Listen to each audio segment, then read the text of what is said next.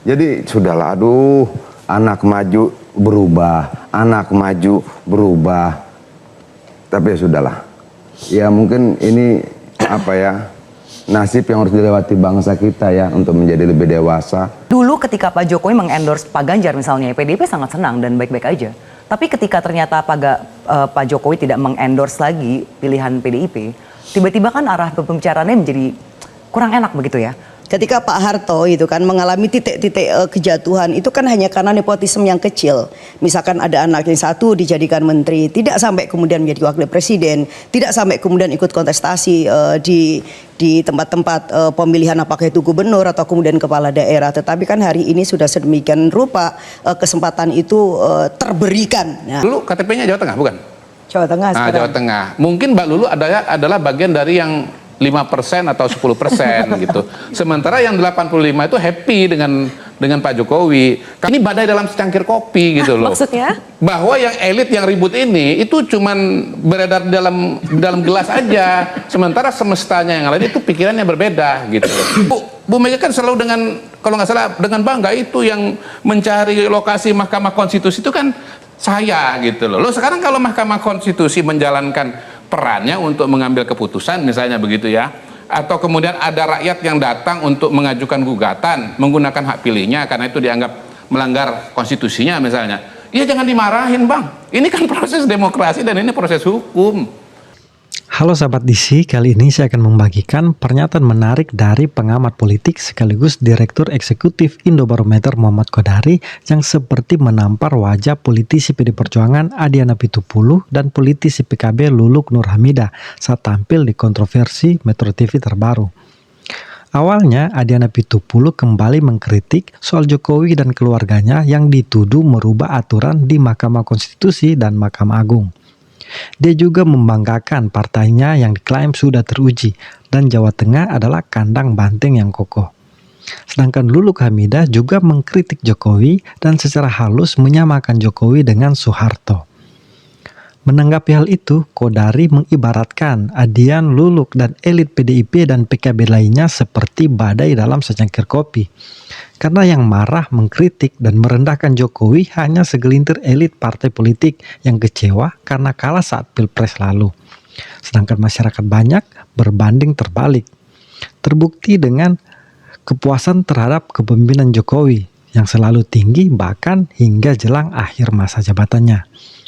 Tak perlu berlama-lama, yuk kita simak bersama video berikut ini. Kenapa? Ini juga problemnya. Kenapa? Kita tuh cinta banget Indonesia ini dan kita mencintai betul undang-undangnya, konstitusinya. Jadi sudahlah, aduh, anak maju berubah, anak maju berubah.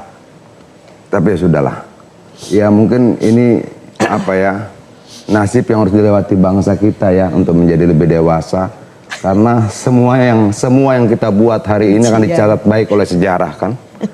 Itu loh, sejarah akan mencatat baik sekali bahwa pernah terjadi. Ada satu anak maju, undang-undang berubah, anak tapi berikutnya kan kata maju, Mbak Ceril belum tentu Kaisang maju. Bukan, saya baru belum tahu memutuskan untuk maju tadi kan pilkada. katanya sekarang sudah bisa maju. Kenapa? Aturannya berubah. Saya kaget gitu loh. Loh, berubah lagi ternyata. Kan itu. Memorinya jadi keingetan Pilpres itu maksudnya. Dipaksa kembali kita. Jadi untuk menjawab pertanyaan saya tadi soal PD Perjuangan juga? PD Perjuangan itu punya 33 kursi kalau tidak salah. Kalau salah tolong diralat. 30 kursi. Iya, 30 kursi di Jawa Tengah. Dan itu kandang banteng. Kita partai yang sudah teruji. Dan bisa maju sendiri loh mas. Bisa maju sendiri. Syaratnya cuma 24. Iya, dan kita bukan partai yang kemudian besar karena disupport oleh orang tua. Tidak. Ketua umum kita melewati proses ujian yang luar biasa, tidak 1-2 hari langsung jadi, kira-kira seperti itu. Jadi saya pikir, saya percaya pada kekuatan partai kita, saya percaya pada kekuatan mesin politik partai kita, dan saya percaya pada keberpihakan partai kita pada persoalan-persoalan rakyat. Yang menyedihkan ketika pilkada ini kita berbicara tentang angka-angka survei terus, tapi kita tidak pernah bicara tentang program-program kerakyatan. Kesedihan terbesar saya adalah ketika harga barang-barang naik, kemudian negara merubah undang-undang DPA gitu loh, anti pres. Kemudian pabrik-pabrik tutup, lalu undang-undang TNI Polri dirubah, hubungannya nggak ada. Seharusnya undang-undang itu dirubah betul-betul untuk kepentingan rakyat. Nah itu sekali lagi saya bilang akan dicatat dengan baik oleh sejarah. Oke, baik. Pak Chairil mau menanggapi ketika Bang Adian kembali menyinggung aturan MA yang diubah karena momen pilkada ini. Gue nyinggung, lu yang bilang diubah tadi. Saya Kan menjawab berubah. tadi pertanyaan Bang Adian yang seperti pura-pura tidak tahu kalau aturan MA-nya sudah diubah. Silakan Saya Pak tertarik Chairil. menanggapi sedikit ya ketika Bang Adian, ini kan senior aktivis begitu ya. Ketika Bang Adian mengatakan bahwa partai kami sudah teruji, kami peduli dengan persoalan rakyat, hukum kami sudah teruji melewati berbagai hal lah. Saya rasa mungkin ini juga merupakan ujian untuk PSI dan ketum kami Kaisang. Di mana seorang anak muda yang begitu banyak dicibir oleh partai-partai senior begitu ya. Tidak percaya bahwa seorang anak muda bisa membawa perubahan. Tapi saya yakin apapun keputusan Mas Kaisang nanti dia akan menjadi game changer dalam pilkada ini. Kita percaya bisa Dan- bawa perubahan lah. Undang-undangnya jelas. berubah gimana? Ya apapun itu menurut saya begini. Dulu ketika Pak Jokowi mengendorse Pak Ganjar misalnya, PDIP sangat senang dan baik-baik aja. Tapi ketika ternyata Pak Jokowi tidak mengendorse lagi pilihan PDIP, tiba-tiba kan arah pembicaraannya menjadi kurang enak begitu ya. Saya rasa saat ini memang Jokowi efek ini masih menjadi sesuatu yang real.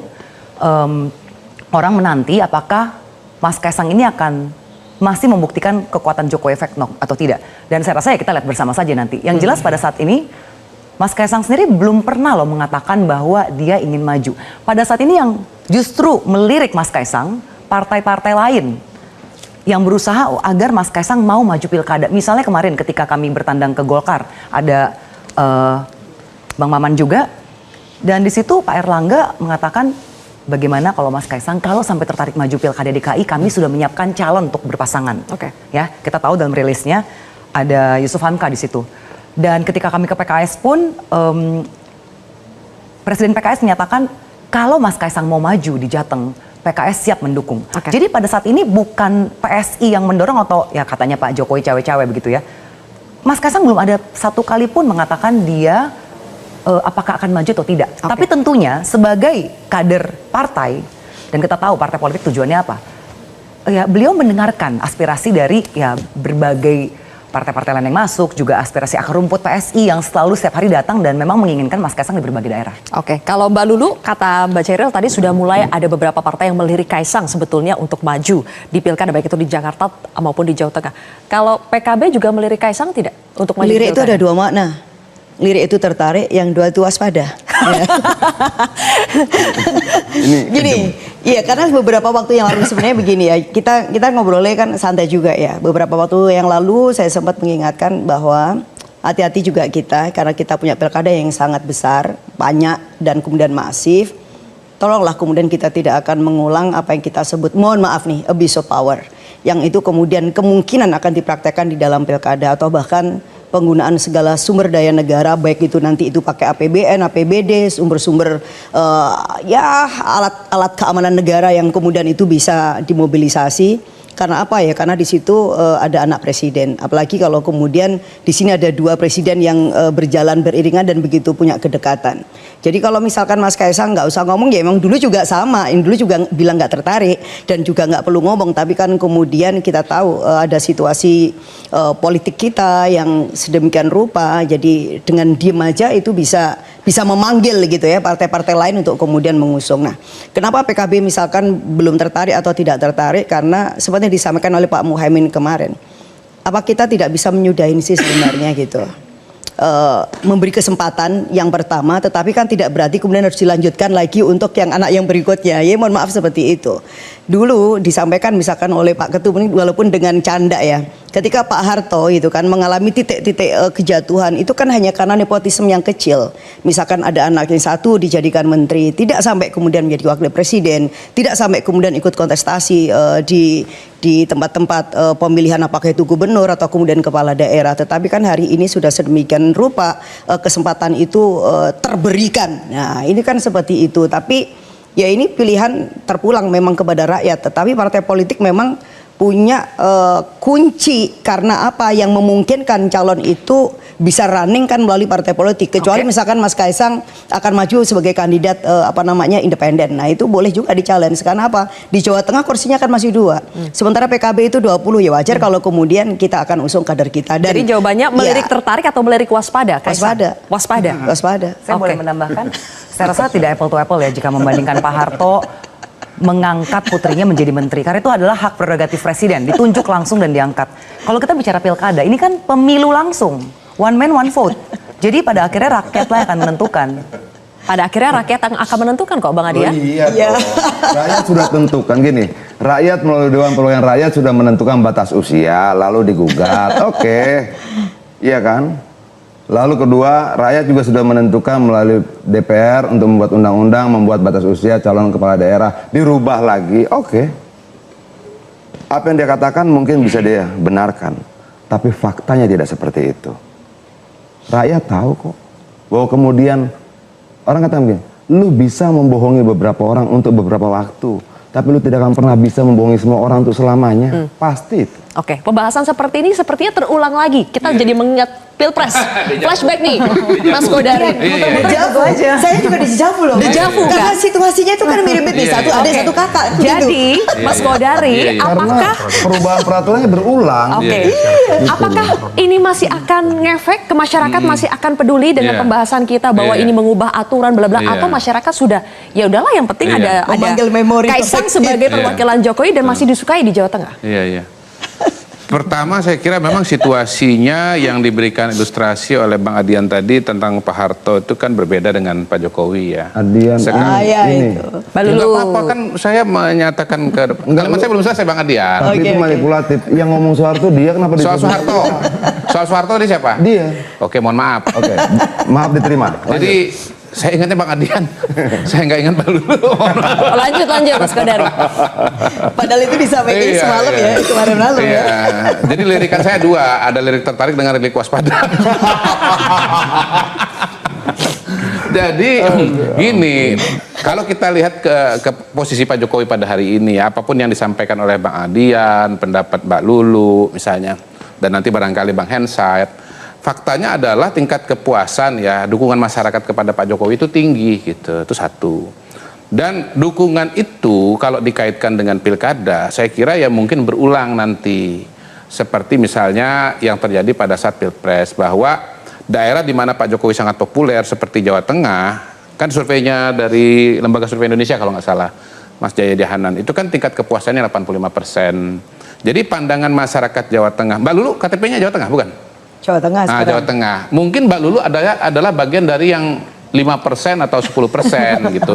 Sementara yang 85 itu happy dengan Pak Jokowi. Kalaupun ada kata dejavu dari saya tadi adalah dejavunya itu, kalau Bang Adian itu kan dejavunya ini perubahan undang-undang. Kalau saya enggak, dejavunya ini adalah ini badai dalam secangkir kopi gitu loh. Maksudnya? Bahwa yang elit yang ribut ini itu cuman beredar di dalam gelas aja. Sementara semestanya yang lain itu pikirannya berbeda gitu. Kita nggak usah jauh-jauh lah, misalnya lihat di Jawa Tengah. Di sana yang menang siapa? Prabowo Gibran.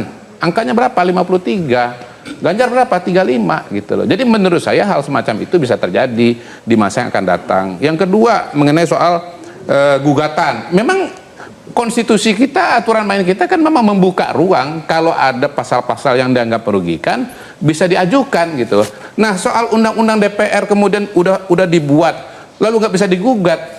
Ya mungkin zaman dulu ketika tidak ada mekanisme judicial review, tapi sekarang memang ada mekanismenya. Dan Bu Mega kan selalu dengan, kalau nggak salah dengan bangga itu yang mencari lokasi Mahkamah Konstitusi itu kan saya gitu loh. Loh sekarang kalau Mahkamah Konstitusi menjalankan perannya untuk mengambil keputusan misalnya begitu ya, atau kemudian ada rakyat yang datang untuk mengajukan gugatan menggunakan hak pilihnya karena itu dianggap melanggar konstitusinya misalnya, ya jangan dimarahin Bang, ini kan proses demokrasi dan ini proses hukum ya. Jadi ini cara melihat yang menurut saya harus disampaikan kepada publik juga gitu loh, bahwa ya kalau sekarang ada pola-pola pertarungan mengingatkan pada Pilpres, ya karena ini pilkada ya sama gitu loh, pertarungan gitu, kompetisi. Jadi nanti kita akan lihat akan ada perbedaan pemikiran, tetapi ya prediksi saya sih ya ini akan terulang kembali dejavunya itu, badai dalam secangkir kopi.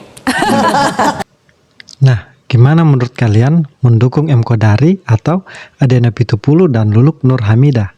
Yuk komen di kolom komentar. Sampai jumpa.